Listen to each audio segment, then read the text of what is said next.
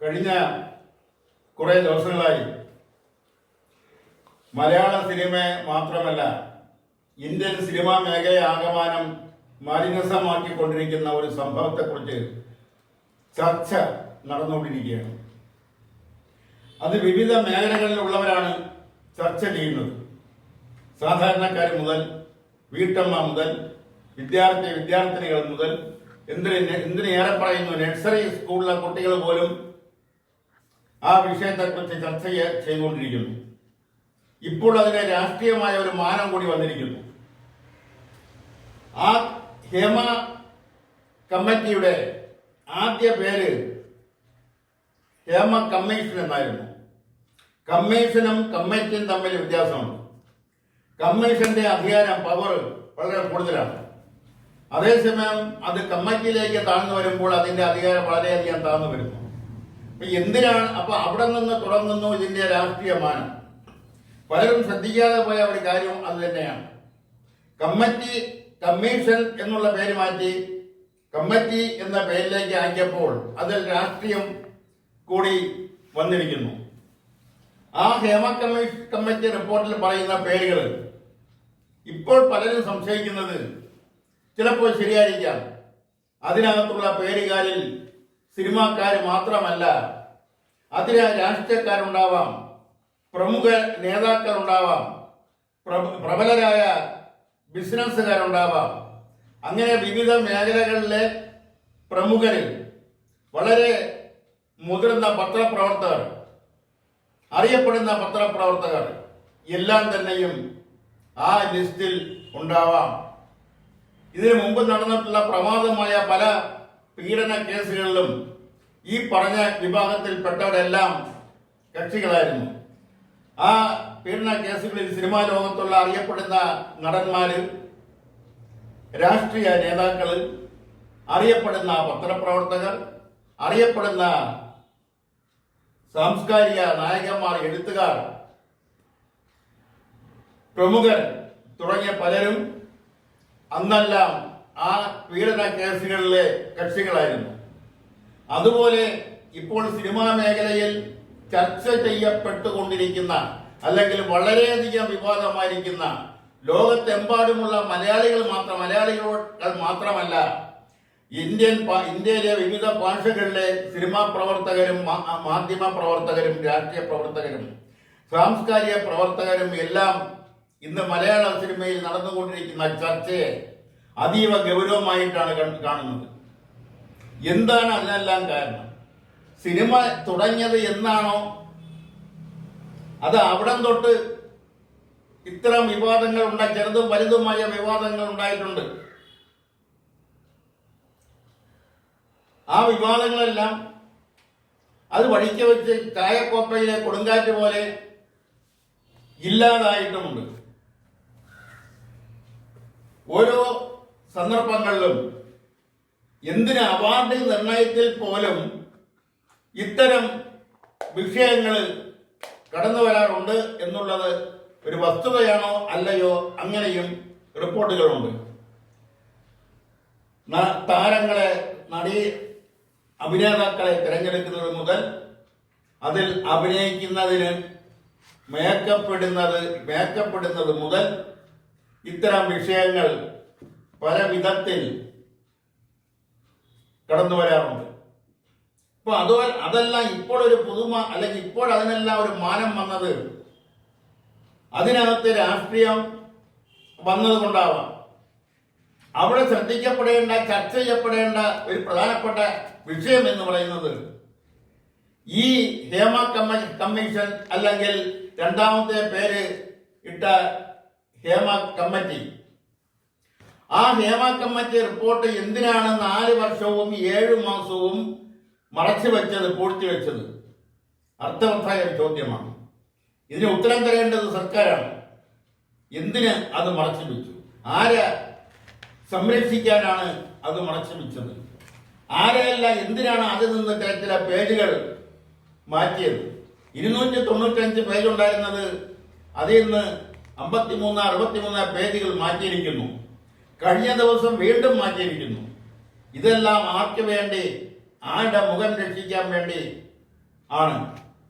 ഈ ഹേമ കമ്മിറ്റി റിപ്പോർട്ടിൽ പറയുന്ന സൂചിപ്പിക്കുന്ന സിനിമാ മേഖലയിലുള്ളവർ ആരെല്ലാമാണെന്നും അവരുടെ പേര് എന്താണെന്നും സാധാരണക്കാർക്ക് പോലും ഇന്ന് അറിയാം. ഇത്തരം വിഷയങ്ങൾ ഉണ്ടാകുമ്പോൾ അതിലെ കഥാപാത്രങ്ങൾ, ജീവിച്ചിരിക്കുന്ന കഥാപാത്രങ്ങൾ ആരെല്ലാമാണെന്ന് അടക്കിപ്പിടിച്ച സംസാരങ്ങളും പരസ്യമായ സംസാരങ്ങളൊക്കെ ഉണ്ടാകാറുണ്ട്.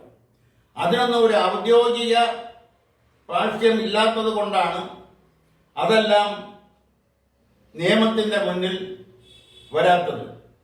ഇതിന് തുടക്കം കുറിച്ചത് തന്നെ ഒരു സിനിമ നടിയെ അതിക്രൂരമായി കൊട്ടേഷൻ കൊടുത്ത് അതിക്രൂരമായി ഒരു സഹപ്രവർത്തകനോ അല്ലെങ്കിൽ സഹപ്രവർത്തകയോ, അതായത് അതിൽ പോലും തർക്കങ്ങളുണ്ട്, അത് പീഡിപ്പിച്ചു. അതാണ് ഒരു നിമിത്തമായത്. അവിടെ നിന്ന് ആണ് സിനിമാ മേഖലയിലെ നടിമാർക്ക് പ്രത്യേകം സംഘടന ഉണ്ടായത്, WCC. അവിടെ നിന്നാണ് ആ സിനിമാ മേഖലയിലെ സ്ത്രീകൾ അനുഭവിക്കുന്ന ദുരിതങ്ങളെക്കുറിച്ച്, പീഡനങ്ങളെക്കുറിച്ചൊക്കെ പഠിക്കുന്നതിന് ജസ്റ്റിസ് ഹേമ ചെയർപേഴ്സണായും സിനിമാ നടി ശാരദയും ഒരു റിട്ടയർഡ് IAS ഉദ്യോഗസ്ഥയായ വത്സലകുമാരിയും അംഗങ്ങളായിട്ടുള്ള കമ്മീഷനെ നിയമിച്ചത്. അത് പിന്നെ എന്തിനാണ് കമ്മിറ്റി എന്ന നിലയിലേക്ക് തരം താഴ്ത്തി എന്നതിനെ കുറിച്ചും അന്വേഷിക്കേണ്ടതായിട്ടുണ്ട്. അവിടെയാണ് രാഷ്ട്രീയം കടന്നു വരുന്നത്. എല്ലാ കാര്യങ്ങൾക്കും കേരളത്തെ സംബന്ധിച്ചിടത്തോളം എല്ലാ വിഷയങ്ങളിലും രാഷ്ട്രീയം കടന്നു വരാറുണ്ട്. രാഷ്ട്രീയമില്ലാത്ത ഒരു കാര്യവുമില്ല. ഒരുപക്ഷെ ഞങ്ങൾ കുടിക്കുന്ന കുടിവെള്ളത്തിൽ പോലും രാഷ്ട്രീയമുണ്ട്. ആ രാഷ്ട്രീയം ഉണ്ടെന്ന് പറയാനുള്ളത്, ഒരു വർഷം മുമ്പുള്ള കുടിവെള്ളത്തിന്റെ വിലയല്ല ഈ വർഷം, അത് വർദ്ധിച്ചുകൊണ്ടേയിരിക്കുന്നു. അതുകൊണ്ടാണ് അതിൽ പോലും രാഷ്ട്രീയമുണ്ടെന്ന് പറയുന്നത്. അപ്പോൾ ഇത് രാഷ്ട്രീയം അങ്ങനെ വരുമ്പോഴത്തേന് രാഷ്ട്രീയ രംഗത്ത് നിൽക്കുന്നവരെല്ലാം സംതൃപ്തരാണോ? രാഷ്ട്രീയ രംഗത്ത് ഇത്തരം പ്രശ്നങ്ങളില്ലേ? ഇത്തരം വിഷയങ്ങൾ ഉണ്ടാകാറില്ലേ? ഗ്രാമപഞ്ചായത്തിൽ തെരഞ്ഞെടുപ്പിൽ മത്സരിക്കുന്നതിന് സ്ഥാനാർത്ഥി ടിക്കറ്റ് കിട്ടുന്നതിനോ ഉള്ള പ്രവൃത്തി മുതൽ നിയമസഭയിലേക്കും ലോകസഭയിലേക്കും രാജ്യസഭയിലേക്കും മന്ത്രിസഭയിലേക്കും കടന്നു വരുന്നതിന് വരെ ഇത്തരം ചില സ്ത്രീകളുമായി ബന്ധപ്പെട്ടുള്ള ചർച്ചകള്, അടക്കിപ്പിടിച്ച ചർച്ചകള് 4 ഭിത്തിക്കുള്ളിൽ നടക്കാറുണ്ട്, കമ്മിറ്റികളിൽ നടക്കാറുണ്ട്. സ്ത്രീ വിഷയവുമായി ബന്ധപ്പെട്ട് പല പ്രമുഖ നേതാക്കൾക്കും തങ്ങളുടെ സ്ഥാനങ്ങൾ ഒഴിയേണ്ടി വന്നിട്ടുണ്ട്. കേരള നിയമസഭയിലെ, കേരള മന്ത്രിസഭയില്, EK നായർ മന്ത്രിസഭയില് ഭവന ദേവസ്വം വകുപ്പ് മന്ത്രിയായിരുന്ന ശ്രീ നീല ലോഹിതദാസ്, അദ്ദേഹം രാജിവെക്കേണ്ടി വന്നത് ഒരു സ്ത്രീ വിഷയവുമായി ബന്ധപ്പെട്ടാണ്. PJ ജോസഫ് മന്ത്രിസ്ഥാനം രാജിവെക്കേണ്ടി വന്നത് ഒരു സ്ത്രീ വിഷയവുമായി ബന്ധപ്പെട്ടാണ്. എന്തൊരു കുഞ്ഞാലിക്കുട്ടി മന്ത്രിസ്ഥാനം ഉപേക്ഷിക്കേണ്ടി വന്നത് ഒരു സ്ത്രീ വിഷയവുമായി ബന്ധപ്പെട്ടാണ്. അപ്പൊ ഇതൊന്നും പുതുമയല്ല. എന്തിനാ ആദ്യ മന്ത്രിസഭയിലെ, പ്രഥമ മന്ത്രിസഭയിലെ ഒരു മന്ത്രി, ഗിരിജന വകുപ്പ് മന്ത്രി, ആ മന്ത്രിയുടെ പേരിലും ഇതുപോലുള്ള സ്ത്രീയുമായി ബന്ധപ്പെട്ട ആരോപണങ്ങൾ അന്ന് ഉയർന്നു വന്നിട്ടുണ്ട്. അതായത് എത്രയോ പതിറ്റാണ്ടുകൾക്ക് മുമ്പാണ്. 1900 പ്രഥമ മന്ത്രിസഭ എന്ന് പറയുമ്പോൾ 1957 അധികാരത്തിൽ വന്ന മന്ത്രിസഭയാണ്. കറകളഞ്ഞ മന്ത്രിസഭ എന്ന് പലരും വിശേഷിപ്പിച്ച ആ മന്ത്രിസഭയിലെ ഒരു മന്ത്രിക്ക് നേരെ പോലും ഇത്തരം ആരോപണം വന്നിട്ടുണ്ട്. ആ ആരോപണം ശരിയായിരുന്നോ തെറ്റായിരുന്നോ എന്നുള്ളത് പിന്നെടുത്ത കാര്യം. അപ്പൊ ഇതെല്ലാം സമൂഹത്തിൽ നടക്കുന്ന കാര്യങ്ങളാണ്, എല്ലാ മേഖലകളിലും നടക്കുന്ന കാര്യങ്ങളാണ്. അപ്പൊ അതിപ്പോൾ അതിനൊരു പ്രത്യേക മാനം വന്നത്, നേരത്തെ പറഞ്ഞ ഒരു സഹപ്രവർത്തകയെ അതിക്രൂരമായി പീഡിപ്പിച്ചതിൽ നിന്നും ജീവനെടുത്ത സിനിമാ മേഖലയിലെ പ്രവർത്തിക്കുന്ന വനിതകളുടെ സംഘടന, ആ സംഘടന ശക്തി ആർജിക്കുന്നു. ശക്തിയായി അവര്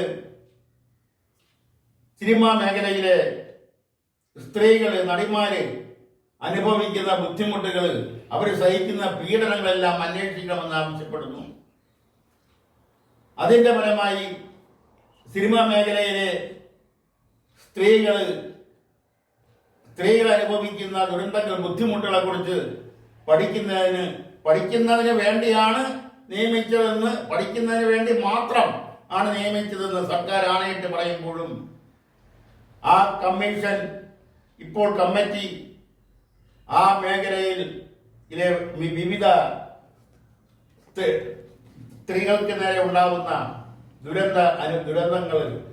അനുഭവങ്ങളെല്ലാം തന്നെയും മൊഴിയായി രേഖപ്പെടുത്തി അതെല്ലാം 295 പേജുള്ള ഒരു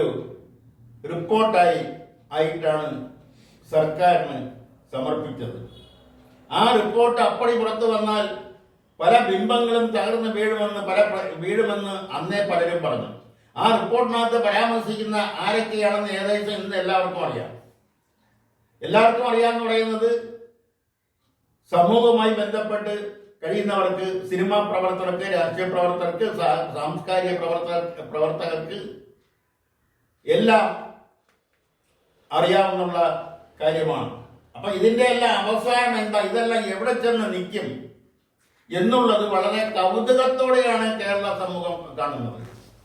കാരണം ഇതിനു മുമ്പും ഇത്തരം സംഭവങ്ങൾ ഉണ്ടായിട്ടുണ്ട്. ഇത് പുത്തരിയല്ല. സിനിമാ മേഖലയില്, നാടക മേഖലയില്, അതുപോലുള്ള രാഷ്ട്രീയ മേഖലയിലെല്ലാം തന്നെയും ഇതുപോലുള്ള സംഭവങ്ങൾ ഉണ്ടായിട്ടുണ്ട്. അത് വളരെയധികം വിവാദമായിട്ടുണ്ട്. അതിന്റെ ഫലമായി പലരും സ്ഥാനങ്ങൾ ത്യജിക്കേണ്ടി വന്നിട്ടുണ്ട്.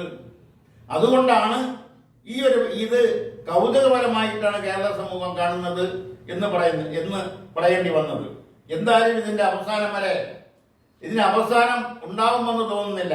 കാരണം ഇതിങ്ങനെ സിനിമാ മേഖലയിൽ, മറ്റേ മേഖലയിലായാലും സ്ത്രീയും പുരുഷനും ഒരുമിച്ച് ഇടപഴകി പ്രവർത്തിക്കുന്ന മേഖലകളിലെല്ലാം തന്നെയും ഇത്തരം വിഷയങ്ങൾ ഉണ്ടായിക്കൊണ്ടേയിരിക്കും. അതിലൊരു അവസാനം ഉണ്ടാവുമെന്ന് ആരും വിശ്വസിക്കുന്നുമില്ല. എങ്കിലും അതിന്റെ വ്യാപ്തി കുറയ്ക്കാൻ കഴിയും. അത് ഒരു ദുരന്തമായി മാറാതിരിക്കാൻ പലരും ആത്മഹത്യ ചെയ്യാതിരിക്കാൻ ഈ റിപ്പോർട്ടിന്മേൽ ശക്തമായ ഒരു നടപടിയിലേക്ക് സർക്കാർ പോവുകയാണെങ്കിൽ, ഹൈക്കോടതി തന്നെ സർക്കാരിനെ വിമർശിച്ചിരിക്കുന്നു. ശക്തമായ നടപടി സ്വീകരിക്കണമെന്ന് ഹൈക്കോടതി ആവശ്യപ്പെട്ട് കേരളത്തിന്റെ പരമോന്നത നീതിപീഠം ആവശ്യപ്പെട്ടിരിക്കുന്നു. ഇനി സർക്കാരിന് അങ്ങ് ഉരുണ്ട് കളിക്കാൻ കഴിയില്ല. എന്തായാലും നമുക്കതിന്റെ അവസാനം വരെ, അല്ലെങ്കിൽ ഇതിന്റെ തുടർന്നുള്ള നടപടികൾ എന്താണെന്ന് വരും ദിവസങ്ങളിൽ അറിയാൻ കഴിയും. അതിനുവേണ്ടി നമുക്ക് കാത്തിരിക്കാം. ഇതോടെ ഇന്നത്തെ പ്രതികരണം ഇവിടെ പൂർത്തിയാക്കുകയാണ്. നന്ദി, നമസ്കാരം.